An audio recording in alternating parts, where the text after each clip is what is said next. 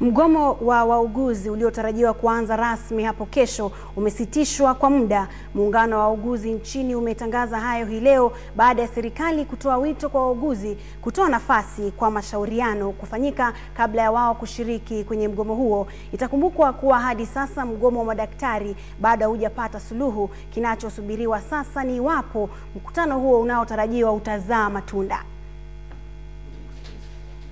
Wauguzi walitarajiwa kushiriki mgomo kuanzia tarehe mosi mwezi ujao wa Oktoba baada ya kutoa notisi kwa serikali tarehe 18 mwezi huu, lakini sasa wameamua kuipa serikali sikio baada ya wizara husika kuwarai kufanya mashauriano na serikali kabla ya kushiriki kwenye mgomo. We are suspending this strike. We are not calling it off.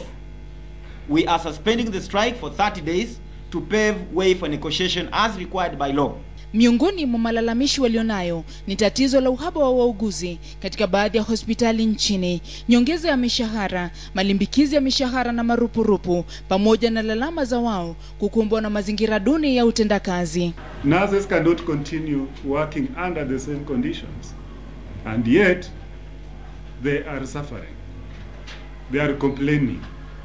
So all is not well.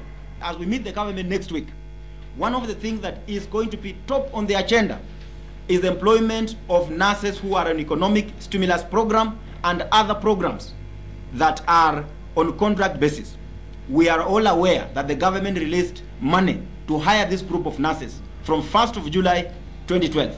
And as we are talking today, these nurses are still working as slaves in their own country. They earn peanuts. Nurse earn 20,000 shillings. What will you budget for that?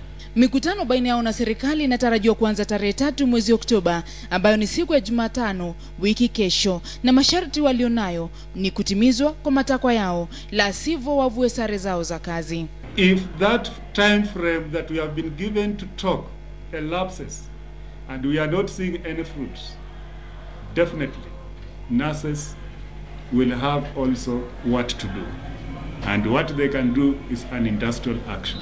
It will not be reversed.